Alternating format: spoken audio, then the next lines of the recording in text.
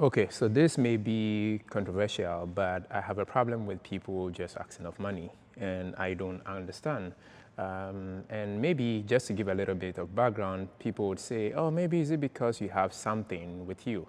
I will give a background story. So when I was in school, I used to call my dad and mom, most of the times, I barely asked my other siblings or family for money. And I remember I had a friend that would also want me to ask him for money, Collins, and he was very generous.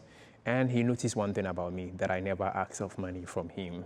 His respect actually grew a lot for me over time, and I'm talking about someone that has about 15 years of, relationship with me.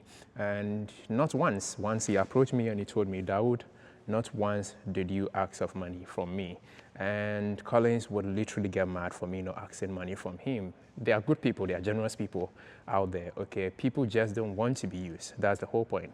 And I remember when I was in the university, there were times where I went 2 weeks mad. 2 weeks with just about less than $1. It was about 50 cents. I think it was even less than 50 cents, actually, like 10 cents on my table. And the least I would do is not to call for home. I got to a point where I didn't want to call my dad or mom for any money. So I was like, you know what, we've got to figure this thing out. I basically ate the least that I had in the in my storage.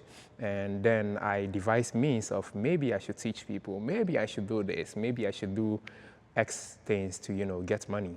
So I had a program that was free for a lot of people, but some people that would also pay to attend my program.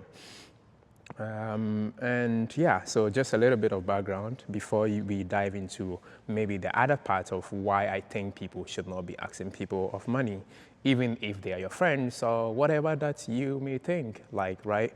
But there are obviously unique scenarios of where people can ask of people for help. So we're going to dive into that.